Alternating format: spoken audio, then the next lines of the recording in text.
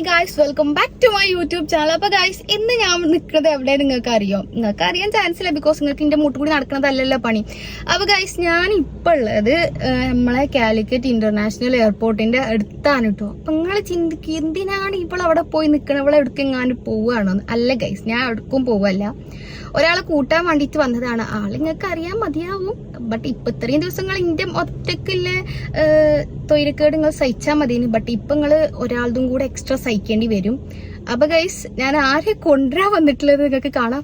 ഞാനുണ്ടല്ലോ ഒരു 5:30 5:45 ആയപ്പോ വീട്ടിൽ നിന്ന് ഇറങ്ങിക്കണം. 5:45 കഴിഞ്ഞിട്ട് വീട്ടിൽ നിന്ന് ഇറങ്ങിക്കുമ്പോൾ ഒരു 7:15 ആവണുള്ള സമയപ്പോ അപ്പൊ ഇവിടെ എത്തി. പക്ഷെ ഞാൻ പോരുന്ന വഴിക്കൊക്കെ കുറേ തപ്പിയത് തന്നെ, ഒരു ഫ്ലവറോ ചെറിയ ബൊക്കെ എന്തെങ്കിലുമൊക്കെ കിട്ടാൻ. ബട്ട് മൂപ്പർക്ക് ഭാഗ്യമില്ല, അതുകൊണ്ട് തന്നെ കിട്ടണില്ല.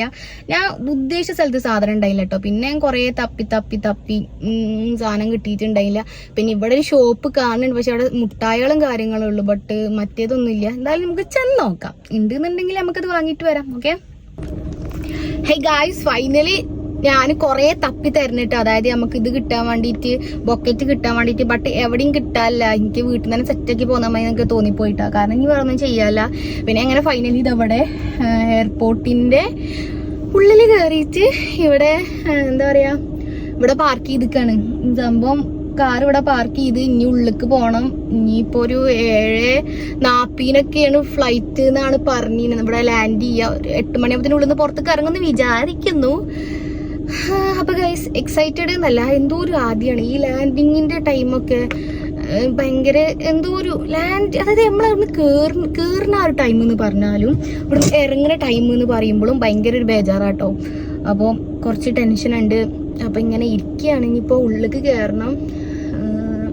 എക്സൈറ്റഡ് ആണോ എന്ന് ചോദിച്ചു കഴിഞ്ഞാൽ എക്സൈറ്റഡ് ആണോ എന്ന് എനിക്കറിയില്ല. എനിക്ക് ഉള്ളിൽ പള്ളയിൽ മറ്റേ തീയത്തൂല, ആ ഒരു അവസ്ഥയാണ്. അതായത് ഇപ്പൊ ഞങ്ങള്, എനിക്ക് കൊണ്ട് 4 മാസത്തിലേറായിട്ട് ഞങ്ങൾ കണ്ടിട്ട്. അതായത് ഞാൻ ജനുവരിയിൽ പോന്നതാണ്. ഇതിപ്പോ ഏതാ മാസം? ഇതിപ്പോ മെയ് ആയില്ലേ. ഒരു 129 ദിവസം കണ്ട് അയക്കാനിട്ട് നമ്മൾ കണ്ടിട്ട്. അപ്പോൾ 129 ദിവസത്തിന് ശേഷം ഫൈനലി ഗോയിങ് ടു മീറ്റ്. പറയുമ്പോൾ നല്ല സന്തോഷമുണ്ട്, എക്സൈറ്റ്മെന്റ് ഒക്കെ ഉണ്ട്. ബട്ട് എന്താണെന്ന് എനിക്കറിയില്ല, എനിക്ക് ചിരിയൊക്കെ വരുന്നുണ്ട്. അപ്പൊ ഗൈസ്, നമുക്ക് എന്തായാലും മേലേക്ക് ചെന്ന് നോക്കാം. എന്നിട്ട് ഫ്ലൈറ്റ് വരുന്നുണ്ടോ കാര്യങ്ങളൊക്കെ നോക്കിയിട്ട് അവിടെ വെയിറ്റ് ആക്കട്ടോ. കണ്ടില്ലേ, കോഴിക്കോട് അന്താരാഷ്ട്ര വിമാനത്താവളം. ഇവിടെയാണ് ഗൈസ് നമ്മളിപ്പോൾ നിൽക്കുന്നത്. അങ്ങനെ നമ്മൾ എയർപോർട്ടിൻ്റെ പാർക്കിംഗ് ഏരിയയിൽ വണ്ടി പാർക്ക് ചെയ്തിട്ടാട്ടോ ഉള്ളിലേക്ക് കയറുന്നത്. ഇനി ചെറിയൊരു ഇൻഫോർമേഷൻ ഞാൻ തരാം. ഞാൻ കേട്ടതും ഞാൻ കേട്ടിന്നെ പഠിപ്പിച്ചതും എന്താ വെച്ചാൽ, ഇതിൻ്റെ ഉള്ളിൽ പാർക്കിങ്ങിന് നല്ല പൈസ ആവുന്നില്ലതാട്ടോ. അങ്ങനെ കരുതിയിട്ടാണ് കുറേ ആൾക്കാർ പുറത്തിടുന്നത് എന്നാണ് എൻ്റെ ഒരു വിശ്വാസം. ബട്ട് നമ്മൾ ഇൻ്റർനാഷണൽ എയർപോർട്ടിൻ്റെ ഉള്ളിൽ പാർക്ക് ചെയ്യാന്നുണ്ടെങ്കിൽ ഹാഫ് ആൻ അവറിന് ഒരു 40 രൂപ, അതേപോലെ തന്നെ 1 അവർ വരികയാണെന്നുണ്ടെങ്കിൽ 60 രൂപയായിട്ട് ആവുന്നത്. അത്രേ ചാർജ് വരുന്നുള്ളൂ. അതുകൊണ്ട് നമുക്ക് ഉള്ളിൽ പാർക്ക് ചെയ്യുന്നുണ്ട്. വണ്ടി സേഫ് ആയിരിക്കും, നമുക്കൊരു ടെൻഷനും വേണ്ട. അപ്പം അങ്ങനെ അത് അറിയാത്തതുകൊണ്ട് പുറത്ത് പാർക്ക് ചെയ്യാൻ ആരെങ്കിലും ഉണ്ടെന്നുണ്ടെങ്കിൽ ജസ്റ്റ് ഇതൊന്ന് നോട്ട് ചെയ്യുക. ഞാൻ ഇത്രയും കാലം അതാണ് വിചാരിച്ചിട്ടുണ്ടായിരുന്നു കേട്ടോ. അങ്ങനെ വണ്ടിയൊക്കെ പാർക്ക് ചെയ്താണ് ഞാൻ നേരെ ഉള്ളിലേക്ക് പോയിട്ട്. അത്യാവശ്യം നിറച്ച ആൾക്കാരുണ്ടായിരുന്നു. കുറേ ആൾക്കാർ ഇങ്ങനെ നമ്മൾ അപ്പുറത്തുനിന്ന് വരുന്ന വെയിറ്റ് ചെയ്ത് ഇങ്ങനെ നിൽക്കണ്ടായിരുന്നു. അങ്ങനെ ഫൈനലി കുത്തിത്തിരക്കി എങ്ങനെയൊക്കെ ഞാനും ഈ ഫ്രണ്ടിൽ കാണുന്നോടെ തന്നെ പോയി നിന്നിട്ടുണ്ടായിന്. അങ്ങനെ കുറച്ച് അധികം നേരം എന്നെ വെയിറ്റ് ആക്കിയതിന് ശേഷം എൻ്റെ മിസ്റ്റർ ഹസ്ബൻഡ് വന്നിട്ടുണ്ടായിന്. സോ ഇതാണ് മൂപ്പരെ ലഗേജ്. മൂപ്പരയുടെ വർത്താനം പറഞ്ഞിരിക്കുകയാണ് ഫ്രണ്ട്സിനോടൊക്കെ. ബട്ട് എനിക്ക് ഫോട്ടോ എടുക്കാനോ വീഡിയോ എടുക്കാനോ പറ്റിയിട്ടുണ്ടായില്ല. പിന്നെ എങ്ങനെയൊക്കെ ഒരു വീഡിയോ എടുത്തങ്ങാണ്ട് നേരെ വീട്ടിലേക്ക് ഞങ്ങൾ തിരിച്ചിട്ടുണ്ടായിരുന്നു കേട്ടോ.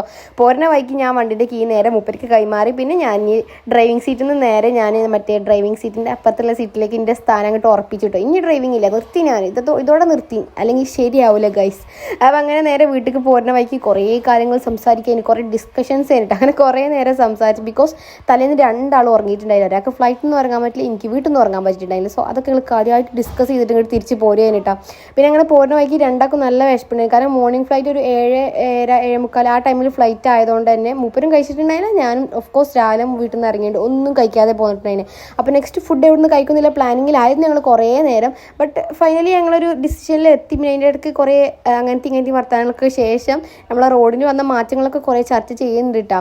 റോഡൊക്കെ സെറ്റാക്കിയിട്ട് ബട്ട് അതിൻ്റെതായിട്ടുള്ള എന്താ പറയുക പ്രശ്നങ്ങളും ഇപ്പം ഇങ്ങനെ ഓരോന്നായിട്ട് ഇങ്ങനെ വന്നുകൊണ്ടിരിക്കുന്നു. ഇപ്പോൾ ഒരു യൂട്ടേൺ എടുക്കണമെന്നുണ്ടെങ്കിൽ ആ തലക്കൊക്കെ പോകണം. അപ്പോൾ അങ്ങനെ ഫൈനലി ഞങ്ങൾ ഫുഡ് കഴിക്കാനൊരു സ്ഥലം കണ്ടുപിടിച്ച് നേരെ ഫുഡ് കഴിക്കാൻ വേണ്ടിയിട്ടാണ് ഇപ്പോൾ പോയിക്കൊണ്ടിരിക്കുന്നത്. അത്യാവശ്യം കുറേ തപ്പിത്താരനെ എവിടെ കഴിക്കുക എന്നൊക്കെ വിചാരിച്ചെങ്കിൽ ലാസ്റ്റ് നമ്മൾ അടുത്തുള്ള ഗസ്റ്റ് ഹൗസിൽ തന്നെ കഴിക്കാമെന്ന് വിചാരിച്ചിട്ട് അവിടേക്ക് തന്നെ പോന്നിട്ടുണ്ടായിരുന്നു കേട്ടോ. അപ്പോൾ മൂപ്പര് ഇങ്ങനെ ഫോണുമ്പോൾ കളിച്ചിരിക്കും. ഇതിൻ്റെ മെയിൻ എര ഈ ചങ്ങായി ആവും കേട്ടോ.